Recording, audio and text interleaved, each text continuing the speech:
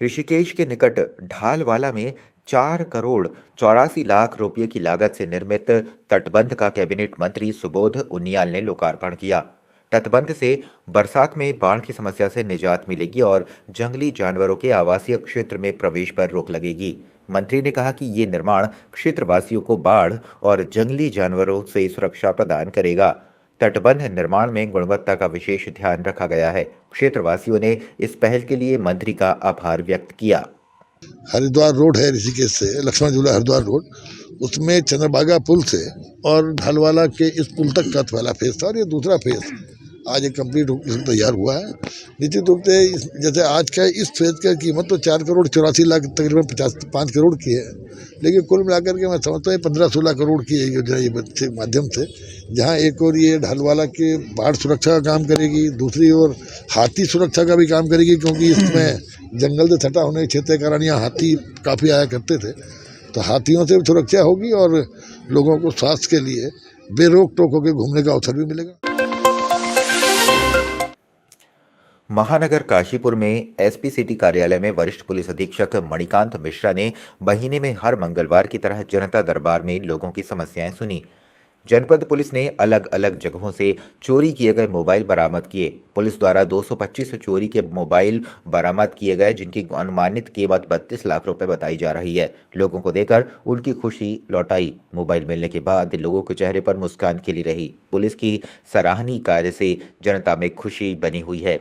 जनपद पुलिस का ये कार्य खूब सराहा जा रहा है। ये कई महीनों से लोगों के मोबाइल जो गुम हुए थे उनको एसओजी की टीम के द्वारा सर्विलांस पर लगाया गया था, जिसमें कुल 225 मोबाइल बरामद किए गए थे। इनकी कीमत 32 लाख रुपए है। आज उन मोबाइल को जो उनके असली धारक हैं उनको प्रदान किया गया।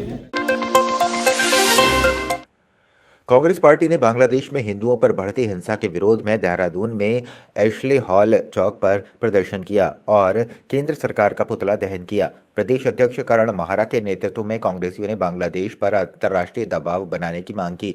प्रदेश उपाध्यक्ष मथुरा दत्त जोशी ने कहा कि सत्ता परिवर्तन के बाद बांग्लादेश में हिंदुओं पर अत्याचार बढ़े हैं, उनके धार्मिक स्थलों पर हमले हो रहे हैं। कांग्रेस ने केंद्र सरकार से हिंसा रोकने के लिए ठोस कदम उठाने की अपील की और राष्ट्रपति को ज्ञापन भेजा। उन्होंने हिंदुओं की सुरक्षा सुनिश्चित करने की मांग की है। शर्म करो,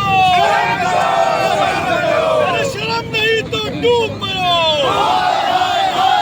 बांग्लादेशी हाय हाय पीछे अत्याचार बंद करो। बांग्लादेश में हिंदुओं पर हो रहे अत्याचारों को रोकने में बिल्कुल असफल रही है।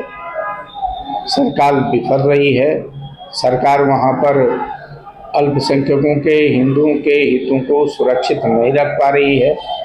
सरकार ने मजाक उड़ाने का काम किया है और इसलिए कांग्रेस पार्टी ने पूरे प्रदेश में सरकार के खिलाफ हल्ला बोल कार्यक्रम चलाया है, पुतला दहन कार्यक्रम चलाया है और सरकार का ध्यान आकृष्ट करने के लिए और सरकार से मांग की है कि बांग्लादेश में हिंदू में हो रहे अत्याचार के खिलाफ बांग्लादेश के खिलाफ सख्त से सख्त कार्रवाई की जाए।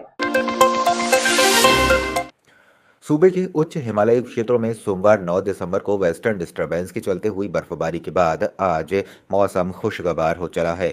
विंटर डेस्टिनेशन औली में बर्फबारी के बाद आज चटक धूप के बीच पर्यटक चेयर लिफ्ट सहित स्नो ट्रैकिंग और बर्फीली वादियों का दीदार करते नजर आए। सीमांत जनपद चमोली के ऊंचाई वाले इलाकों में बर्फबारी के बाद आज चटक धूप खिली नजर आ रही है। विंटर डेस्टिनेशन औली सहित गौरसो, बुग्याल, खुलारा, कुंवारी पास पर्यटन स्थलों में हुई बर्फबारी के बाद आज दिन की शुरुआत खिली गुनगुनी धूप के साथ हुई है। रुड़की के पिरान कलियर स्थित विश्व प्रसिद्ध दरगाह साहिब पाक में उत्तराखंड के वक्फ बोर्ड के अध्यक्ष शादाब शम्स के द्वारा बांग्लादेश में अल्पसंख्यकों पर हो रहे अत्याचार को लेकर चादर चढ़ाई गई है। इसके साथ ही बांग्लादेश में अल्पसंख्यकों की हिफाजत के लिए दुआएं मांगी गई हैं। इस मौके पर शादाब शम्स ने कहा कि हम सभी जानते हैं कि बांग्लादेश में अल्पसंख्यकों भाइयों पर जुल्म हो रहा है। इसी को लेकर आज हम दरगाह साबिर पाक पहुंचे हैं और चादर चढ़ाकर साबिर पाक से दुआएं मांगी।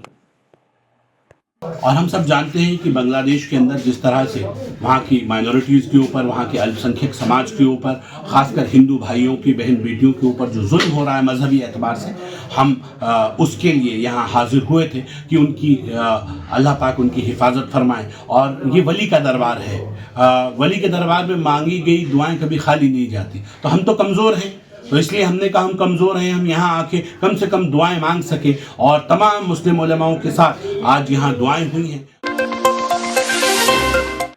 उत्तराखंड जल संस्थान के अधिकारियों द्वारा गन हिल जलाशय पर अवैध रूप से बनाई जा रही 3 दुकानों को सील कर दिया गया है। सन 1908 में निर्मित इस जलाशय से शहर की 70% जनता को पानी की आपूर्ति की जाती है, लेकिन वर्तमान में इस जलाशय की स्थिति जर्जर बनी हुई है, जिसे देखते हुए उत्तराखंड जल संस्थान के अधिकारियों द्वारा यहां पर बन रही दुकानों को सील कर दिया गया है।